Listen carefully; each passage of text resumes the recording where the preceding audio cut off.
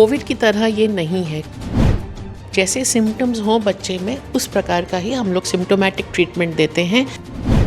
नमस्कार दर्शकों, आप देख रहे हैं इन24 न्यूज़। मैं हूं आपके साथ श्रद्धा पाठक। मैं फ़िलहाल साइन अस्पताल के राधा घिल्डियाल मैम के पास मौजूद हूं, यहाँ पे ये जानने के लिए कि HMPV वायरस जो है क्या वो कोविड-19 की तरह ही ख़तरनाक होने वाला है, क्या कुछ प्रिकॉशंस लोगों को फॉलो करने चाहिए और क्या कुछ जिम्मेदारियां लोगों को इस बीमारी के दौरान देखना चाहिए, ध्यान रखना चाहिए।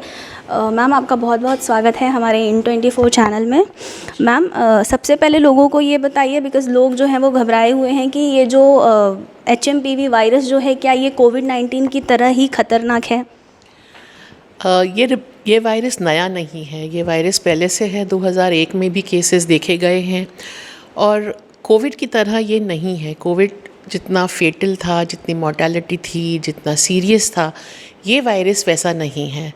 तो जैसे रेस्पिरेटरी वायरसेस होती हैं ठंडी के मौसम में या स्प्रिंग में, ये उस तरह का ही वायरस है और शायद इतने नंबर्स में हमें नहीं दिखता है क्योंकि टेस्टिंग इसका जो है वो महंगा है और 15 से 20 हज़ार रुपये लगते हैं टेस्ट करने के लिए ये वायरस के लिए, मगर कोविड की तरह ये नहीं है। मैम, ये जो कोविड-19 है ये बहुत ही ख़तरनाक था। जो प्रिकॉशंस थे उस वक्त सैनिटाइज़र और मास्क वगैरह यूज़ किए जाते थे, तो HMPV वायरस के दौरान भी क्या कुछ ऐसे ही प्रिकॉशंस जो लोगों को फॉलो करने चाहिए? कोई भी रेस्पिरेटरी वायरस जो हो, कोविड हो या कोई भी दूसरा वायरस हो, तो ये स्प्रेड होते हैं सिक्रीशन से, टच से, क्लोज कांटेक्ट से। तो यही ठीक रहेगा कि अगर कोई बच्चा बीमार हो, जैसे सर्दी, खांसी, ज़ुकाम ये सब हो, तो बाकी बच्चों के साथ थोड़ा दूरी रहे तो अच्छा है। बीमार है तो स्कूल न भेजें, थोड़े दिनों के लिए घर में रख दीजिए। जैसे वायरस के लिए रखते हैं वैसे ही ये वायरस के लिए प्रिकॉशंस लेना ज़रूरी है। और ख़ास करके अगर बच्चे बीमार हों, जैसे मैल नरिश्ड हों या जिनको क्रॉनिक किडनी की कोई प्रॉब्लम हो या लिवर की कोई प्रॉब्लम हो, तो फिर ज़रूरी है कि ऐसे बच्चों में थोड़ी सावधानी रखनी चाहिए। और वही हैंड हाइजीन, मुंह को ढकना स्नीजिंग और कॉफिंग के टाइम पे, ये सब ज़रूरी है। और मैम, जैसे कि आपने कहा ये जो HMPV जो वायरस है ये काफ़ी पुराना है, तो मैम ये इतना पुराना वायरस होके इतने दिनों में लाइमलाइट्स में नहीं था, हाईलाइट में नहीं था, ये अभी अभी आया क्योंकि ये बेंगलोर में एक 3 महीने के बच्चे और एक 8 महीने बच्चे के अंदर पाया गया है। तो क्या ये बच्चों के लिए है या फिर युवाओं के लिए है, बुज़ुर्ग के लिए है? ये जो वायरस है ज़्यादा किसको इफ़ेक्ट करता है? बेसिकली कोई भी उम्र में ये वायरस अफेक्ट कर सकता है, मगर ख़ास करके बच्चों में ज़्यादा देखा जाता है और एल्डरली में, और वो लोग जो इम्यूनो कॉम्प्रोमाइज्ड हैं, जैसे कि मैंने पहले बताया, कोई क्रॉनिक इन्फेक्शन हो या कोई दवाइयों पे रहें जो जिससे इम्यूनिटी कम होती है, वो ज़्यादा ससेप्टेबल रहते हैं। तो ऐसा कुछ नहीं है, मगर हाँ ज़रूर ये बच्चों में ज़्यादा देखा जा रहा है क्योंकि उनकी जो बेसिक इम्यूनिटी रहती है वो बड़ों से कम रहती है। ये जो मैम HMPV है इसका इसमें मेन क्या है, लाइक ये बीमारी कैसे हुई, कब हुई, क्यों आई और कहाँ से आई थी? मीन्स इसके पीछे क्या कुछ इतिहास है? पहला केस तो मेरे ख्याल से नेदरलैंड्स में देखा गया था बहुत साल पहले, और अभी जो ये इंटरेस्ट जो आया है इस वायरस में, ये चाइना में जो केसेस रिपोर्ट हुए हैं उसकी वजह से है और लोगों ने टेस्ट करना शुरू कर दिया है। मगर ये वायरस ससून हॉस्पिटल पूना में और तो 200s में से 2001 से ये मौजूद है बीमारी, ऐसा नहीं है। ऐसे बहुत सारे रेस्पिरेटरी वायरसेस रहती हैं, मगर जो कि चाइना की रिपोर्ट आई है और लोगों ने टेस्ट करना शुरू किया है, तो शायद उसकी वजह से अब ये ज़्यादा जानकारी आ रही है इस वायरस के बारे में और इतना ख़तरनाक नहीं है जैसा कोविड वायरस था। और ट्रीटमेंट भी कोई ख़ास ट्रीटमेंट नहीं है। हाँ, वैक्सीन अवेलेबल नहीं है अब फ़िलहाल। तो जो सिम्टोमेटिक ट्रीटमेंट रहती है कोई भी रेस्पिरेटरी इन्फेक्शन के लिए, वायरल इन्फेक्शन के लिए, वही देना है बच्चों को।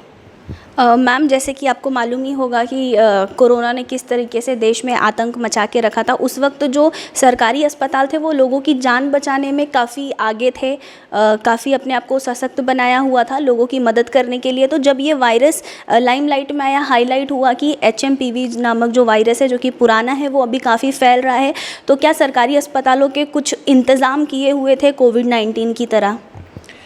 रेस्पिरेटरी वायरसेस ये मौसम में ज़्यादा देखने को मिलते हैं हमको, तो हमारे कॉट्स, ऑक्सीजन सपोर्ट, जो भी प्रिकॉशंस हैं वो तो पूरे साल रहते हैं हमारे पास, हमारे सरकारी हॉस्पिटल्स में।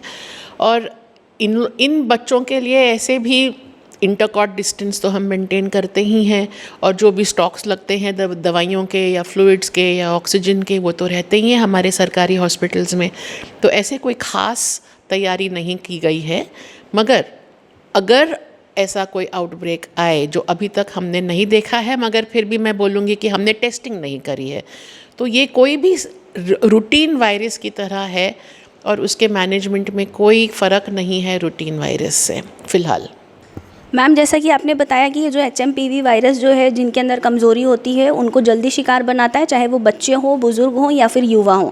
तो मैम, जैसे लोगों में देखा जाता है कि किसी को अस्थमा होता है, किसी को दमे की बीमारी होती है, कुछ होता है, तो वो लोगों को क्या प्रिकॉशंस करना चाहिए? ओवरडोज लेना चाहिए इस वक्त, या फिर अपने डोज के हिसाब से ही चलना चाहिए? मतलब उनके लिए ये ज़्यादा चिंताजनक है, तो क्या कहेंगी? जो बच्चे इम्यूनो कॉम्प्रोमाइज्ड हों, एस्थमाज हों या माल न्यूट्रिशन बच्चे हों, तो उनको वही करना है जो हमेशा करते आ रहे हैं। हाँ, अगर सर्दी ज़ुकाम है, खांसी है और बच्चे की सांस फूलने लगती है या रेस्पिरेटरी डिस्ट्रेस होता है या तो ऑक्सीजन कम होने लगता है, तब हॉस्पिटल में ज़रूर आना चाहिए। और हमें जहाँ लगे वहाँ हम बच्चों को एडमिट करके उनको मॉनिटर करके इलाज कर सकते हैं। कोविड-19 के वक्त जब लोगों में लक्षण दिखाई देते थे कोरोना के, तो पैरासीटामॉल, क्रोसिन, ऐसी सब दवाओं का इस्तेमाल किया जाता था। अगर इसके कोई लक्षण दिखाई देते हैं तो सबसे पहले क्या करना चाहिए? वही जो रूटीन वायरल इन्फेक्शंस के लिए ट्रीटमेंट होती है, चाहे वो ज़ुकाम के लिए हो, चाहे वो खांसी के लिए हो, चाहे बुखार के लिए हो, जैसे सिम्टम्स हों बच्चे में उस प्रकार का ही हम लोग सिम्टोमेटिक ट्रीटमेंट देते हैं। और ऐसा कोई इलाज नहीं है जो ख़ास इस बीमारी के लिए हमें करना है। मैम, अस्पताल से जानकारी मिली है कि आज इस सायन अस्पताल में HMPV वायरस के लिए लोगों में जागरूकता फैलाने के लिए सेमिनार रखा गया है। तो आपके डॉक्टरों ने क्या कुछ इंतज़ाम किया है? आपके डॉक्टर्स क्या कुछ उस सेमिनार में बताने वाले हैं?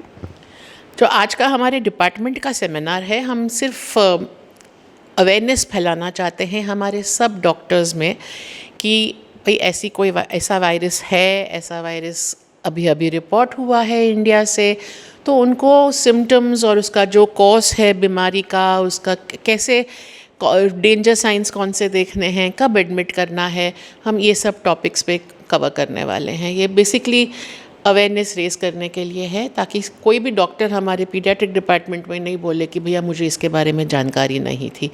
तो एजुकेशनल पर्पस से हमने ये अरेंज किया है आज दोपहर को।